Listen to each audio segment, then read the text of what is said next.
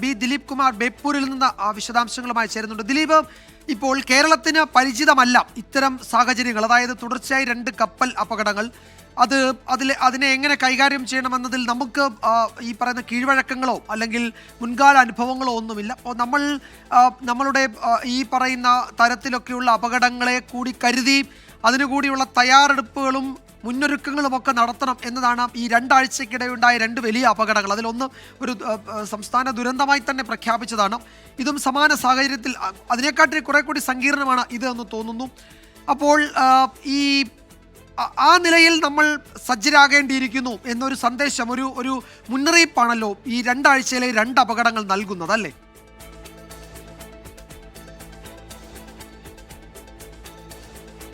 വിജയകുമാർ, തീർച്ചയായും കേരളത്തെ സംബന്ധിച്ച് മാരിടൈം സുരക്ഷയുമായി ബന്ധപ്പെട്ട് കൂടുതൽ കാര്യങ്ങളിൽ ഊന്നൽ നൽകണം എന്നാണ് അടിക്കടി ഉണ്ടാകുന്ന ഇപ്പോൾ 2 ആഴ്ചക്കിടെ 2ാമത്തെ സംഭവമാണ് കേരളത്തിന്റെ തീരത്തുണ്ടാകുന്നത്. അതുകൊണ്ട് തന്നെ ഇക്കാര്യം വലിയ ആശങ്കയുണ്ടാക്കിയിട്ടുണ്ട്. പ്രത്യേകിച്ച് മത്സ്യത്തൊഴിലാളി മേഖലയിലൊക്കെ വലിയ ആശങ്കയാണ് സൃഷ്ടിച്ചിട്ടുള്ളത്. മെയ് 24-ാം തീയതി നേരത്തെ കേരള തീരത്ത് MSC എൽസ 3 എന്ന് പറയുന്ന ആ കപ്പൽ അത് വെള്ളം കയറി മുങ്ങിയതിനെ തുടർന്ന് അതിലുണ്ടായിരുന്ന വസ്തുക്കൾ അത് കേരള തീരത്ത് അടിഞ്ഞതും ഇപ്പോഴും ചിലരൊക്കെ അതിൽ ദുരൂഹതകളൊക്കെ ആരോപിക്കുന്നുണ്ട്. ഏതായാലും അത് കേരള തീരത്ത് അതിലെ മാലിന്യങ്ങൾ അടിയുന്നു, കണ്ടെയ്നറുകൾ വരുന്നു, അങ്ങനെയുള്ള സാഹചര്യമൊക്കെ ഒരു വശത്തുണ്ടായിരുന്നു. ഇപ്പോൾ ഉണ്ടായിട്ടുള്ള സംഭവം അതിനേക്കാൾ കുറച്ചുകൂടി തീവ്രമാണ്. അതിൽ എന്തൊക്കെയാണ് അടങ്ങിയിട്ടുള്ളത്, എന്തൊക്കെ കണ്ടെയ്നറുകളിൽ എന്തൊക്കെയാണ് സാധനങ്ങൾ ഉണ്ടായിരുന്നത് എന്നത് സംബന്ധിച്ച ഒരു സ്ഥിരീകരണവും വ്യക്തതയും ഇതുവരെ വന്നിട്ടില്ല. ഇത് നമുക്കിപ്പോൾ പ്രാഥമികമായി വിവരങ്ങൾ ലഭിക്കേണ്ടത് ഇത് അവിടെ നിന്ന് ചരക്ക് കയറ്റി അയച്ച സ്ഥലത്ത് നിന്നാണ്. അത് കൊളംബോയിൽ നിന്നാണ്, ശ്രീലങ്കയിലെ കൊളംബോ തുറമുഖത്ത് നിന്നാണ് ഇത് അയച്ചത്. മെനഞ്ഞാന്നാണ് 7-ാം തീയതിയാണ് അവിടെ നിന്ന് ഈ കപ്പൽ പുറപ്പെട്ടത്. നാളെ മുംബൈയിലെ ജവഹർലാൽ നെഹ്റു തുറമുഖത്ത് രാവിലെ 9:30യോടുകൂടി നങ്കൂരമിടേണ്ട കപ്പലാണ് ഇന്നിപ്പോൾ കേരള തീരത്ത് ഈ നിലയിൽ കത്തി അമർന്നിരിക്കുന്നത്. കപ്പൽ ഏതാണ്ട് പൂർണ്ണമായും കത്തി അമർന്നിരിക്കുന്നു എന്ന് തന്നെ പറയാം. കപ്പലിൽ 22 ജീവനക്കാരുണ്ടായിരുന്നതിൽ 18 പേരെയാണ് രക്ഷപ്പെടുത്തിയത്. ഇതിൽ 2 പേരുടെ നില ഗുരുതരമാണ്. മറ്റു 4 പേരെ എന്നത് സംബന്ധിച്ച് ഇപ്പോഴും വ്യക്തമല്ല.